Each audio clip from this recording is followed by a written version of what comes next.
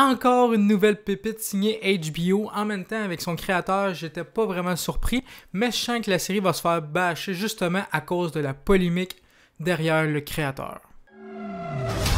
Part of something much bigger, and it requires sacrifice.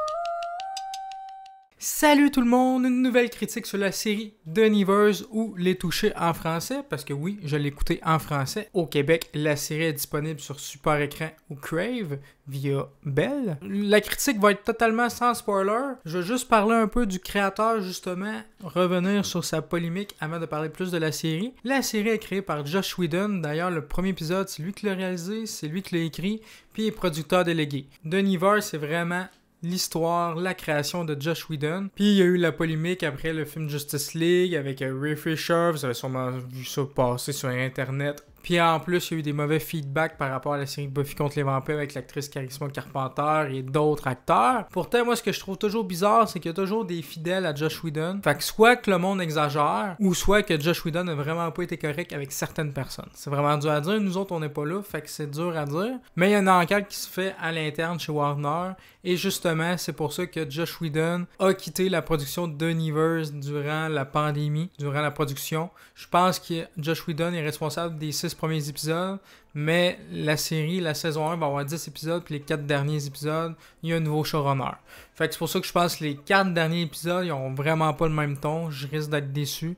Parce que Joss Whedon, c'est peut-être pas le meilleur metteur en scène, mais pour créer un univers, pour écrire des scénarios, il est vraiment, vraiment bon, puis il maîtrise vraiment ça. Donc voilà, concernant le créateur Joss Whedon, c'est quand même lui qui a fait Buffy contre les vampires, Firefly, Dollhouse, qui a réalisé le premier Avengers, donc il a fait beaucoup de choses quand même de très bien. Puis la série, ça parle de quoi? En 1896, il arrive quelque chose de mystérieux dans le ciel, puis certaines personnes sont touchées par ça. Puis ils développent des pouvoirs suite à ça. Un peu comme dans les X-Men, ils ont des pouvoirs, que ce soit créer du feu, pousser des plantes, devenir grand, toutes sortes de pouvoirs différents. Sauf que par contre, particularité, c'est surtout les femmes qui sont touchées par ça. Quelques hommes quand même, mais c'est surtout les femmes. On retrouve les fameux thèmes de Joss Whedon, des femmes indépendantes et fortes, comme les fameux thèmes de Joss Whedon qui est très récurrent dans ses œuvres. J'ai peur que le monde bâche cette série-là, non pas parce que la série est mauvaise, mais à cause du créateur qui vont bâcher la série, alors que toute une équipe derrière cette série-là, que c'est pas juste à Joss Whedon non plus. Oui, il a quitté, mais je pense que plutôt que c'est HBO qui l'a viré de la série, parce que on va pas se cacher que HBO c'est une filiale de la Warner. Donc, moi je pense qu'il a juste été viré. Puis Joss Whedon avait sorti comme excuse qu'il quittait le projet à cause de la pandémie. Il était fatigué tout ça, fait qu'il avait quitté ça. Mais moi je pense plutôt qu'il s'est fait virer. Qu'il s'est fait virer gentiment de sa propre série, malheureusement, à cause de tout ce qui se passe avec lui. Vraiment dommage, mais en même temps, si tout ça est fondé, si tout ça est vrai, je comprends totalement. Puis j'encourage les victimes à continuer à dénoncer, bien sûr. Donc, l'histoire, grosso modo, des touchés, c'est vraiment ça. Puis la série se passe 3 ans plus tard. Il y a beaucoup de personnes avec des pouvoirs. Ils essayent de s'intégrer maintenant avec ces dons particuliers. Il y a 2 femmes qui recrutent ces personnes-là qui ont été touchées puis qui ont ces pouvoirs-là, qui les amènent dans un orphelinat pour qu'ils développent leurs pouvoirs, pour qu'ils prennent le contrôle de leurs pouvoirs, mais également pour les protéger. Parce qu'il y a certaines personnes qui s'en prennent à eux, qui aiment pas trop le changement. Ça nous rappelle le côté racial, raciste qu'il y a eu à l'époque aussi, surtout. Fait que c'est vraiment une métaphore de tout ça. Un peu comme les X-Men, justement, la même métaphore. Donc voilà vraiment le synopsis de la série. Moi, j'adore vraiment l'ambiance de la série, la production design, le visuel de la série. J'aime beaucoup le casting également. Les personnages sont tous charismatiques à leur façon. Vraiment, c'est très bien joué, très bien filmé. C'est vraiment très bien fait. C'est sûr qu'il y a quelques effets spéciaux un peu too much, comme la boule de feu ou encore la jeune de 13 ans qui est full géante, qui est pas très convaincant. Mais sinon, le reste, c'est vraiment de haute qualité, j'ai trouvé. Si vous aimez le genre époque victorien, comme un peu la série Penny Dreadful ou les films Sherlock Holmes avec Robert Downey Jr., je pense que vous allez vraiment adorer l'ambiance de la série. Puis il y a même un petit côté steampunk à cause du personnage de Adair, personnage vraiment charismatique, l'acolyte du personnage principal, qu'elle, son don, c'est d'avoir une surintelligence, puis elle est capable de créer des choses avec l'électricité avant que ce soit vraiment l'heure. Donc vraiment, il y a un petit côté steampunk avec ce personnage-là. D'ailleurs, pour l'instant, c'est mon personnage favori. Elle a vraiment cette naïveté, cette innocence qui me plaît beaucoup chez le personnage, puis je trouve que l'actrice l'incarne parfaitement bien. D'autres personnages aussi forts, comme le personnage de James Norton, j'ai vraiment adoré la première scène du personnage. On le voit étendu sur le lit. La caméra se fait un travelling vers la droite. On voit une femme à côté de lui étendue. Après ça, ça revient sur lui. Ça va vers la gauche. Puis là, on voit un homme étendu à côté de lui. Donc, c'est vrai. Ça représente très bien le côté ouvert du personnage, surtout pour l'époque. Hein, on va pas se le cacher. Donc, c'est comme une espèce de Tyrion dans Game of Thrones.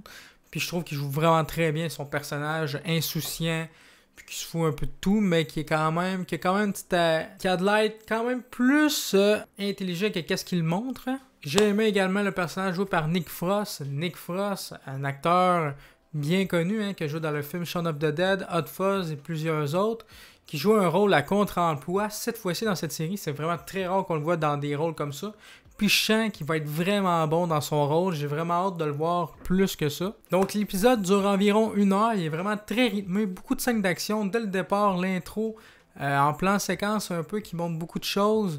Au début, j'étais un peu inquiet parce que je trouvais qu'il n'y avait vraiment pas de dialogue. Là. Pendant au moins 2 minutes, il n'y a pas de dialogue. Mais ensuite de ça, on enchaîne sur 3 ans plus tard. Les gens ont des pouvoirs. Les 2 personnages principaux féminins vont chercher une jeune enfant de 13 ans qui a des pouvoirs, puis qui se font attaquer. Il y a vraiment une belle scène d'action, vraiment bien rythmée, bien filmée. Une scène de combat comme Joss Whedon sait bien le filmer. J'ai adoré également la scène de l'opéra vers la fin, même si je trouve que l'actrice Amy Mason, qui joue le rôle de Maladie, qui peut-être surjoue un peu trop, j'ai trouvé la folle dingue, là, une espèce d'Harley Quinn avant l'heure.